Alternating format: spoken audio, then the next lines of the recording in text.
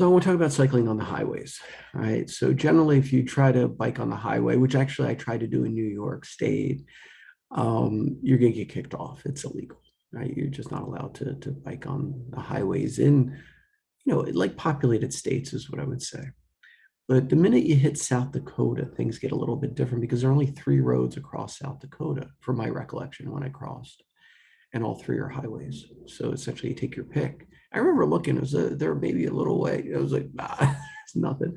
I mean, this is pre-Google. I did this at a younger age.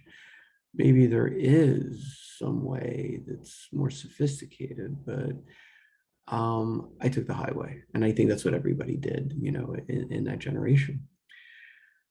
So let's talk about going on the highway with a bike. First of all, it's not that populated in South Dakota, North Dakota, and honestly, eastern Montana is still a prairie. I mean, the prairie starts, I think, in the middle of South Dakota, and pretty much as soon as you hit the prairie, that's it. All you're going to see is cows until you get out of the prairie, which is somewhere in Montana. Montana has like three portions, my recollection. The prairie's on the eastern portion. Yeah. So anyway, so you're going to have to bike on the highways quite a bit. It's just part of the deal. It is. I mean, generally, it's weird because at first I was scared, but I felt pretty safe over time. I got really comfortable with it when you spend, like over a month on the highways biking because South Dakota is so windy and you go really slow. You know what I mean? I spent like an enormous amount of time getting across South Dakota and, North Dakota. But that's when you get really strong because every day the wind was blowing. I think it picks up at like 8 or 9 a.m. and it settles down at like 7 or 8 p.m. or something like that. So if you do cycling, you got to do early in the morning or late at night is what they say. But I always got up late. So I went in the middle of the day. It's tough. The first day in South Dakota, I remember when I crossed the border from Minnesota, I wasn't making any progress. I remember looking at my legs and I was like, what's wrong with my legs today? And after a lot of time, because I was really strong, but I couldn't make any distance. And eventually I understood it was not my legs. It was the wind. And I'll tell you, man, that'll make you strong because, hills, you go up and then you go down, so you have a downhill, you have a descent. But when you're talking about wind, I mean, it doesn't stop. Or one day I was barely able to even average 8 miles per hour. It's like, oh my God, this is crazy. Just so you know, 8 miles per hour is really kind of the Mendoza line. You're going really slow at 8 miles per hour. Anyway, the one interesting story, let me also share about the highway. So I got so comfortable on the highway eventually, it was like no big deal. And I need to get into Seattle because it was a weekend, I was ending my trip. It was a weekend in August. And what I learned on that trip is everybody is rushing to finish their vacations on weekends in August. Okay. So I tried to get a hotel, outside Seattle for many miles, and I couldn't get anything. Zilch.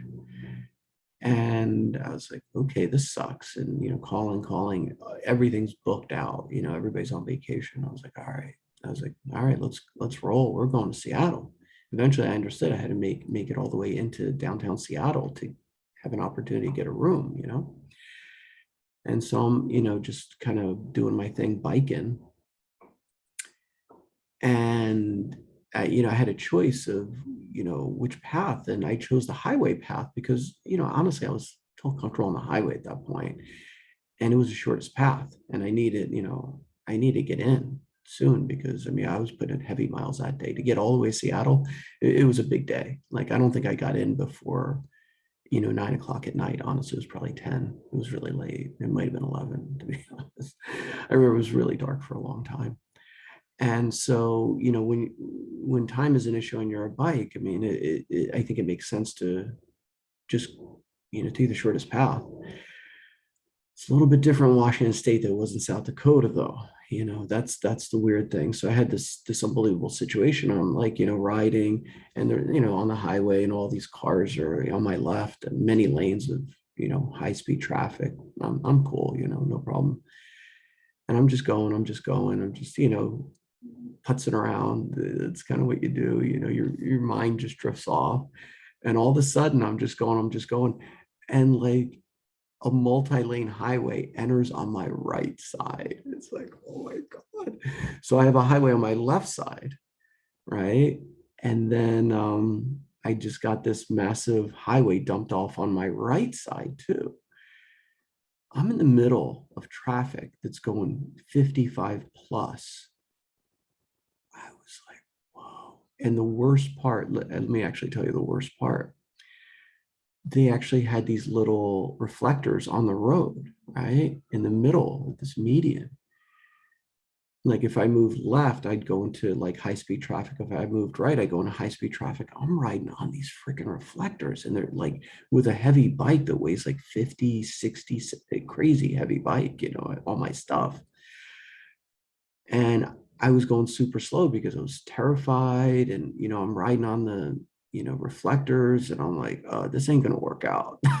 This is really not okay. I mean, like I did not understand how to get out of that situation at all. Like multi-lane, 55-mile-per-hour traffic on both sides flying right by you. You're in the middle, like, whoa, what am I going to do? You know what I mean? And it's real traffic. It's not South Dakota traffic where it's like one car every few minutes. This is real traffic outside Seattle. Anyway, just at that moment, I was complete a loss. I just didn't know what to do. And at that moment, a police officer came to my rescue. Like I didn't see a police officer for weeks at that point. I really don't remember seeing a police officer ever for so long.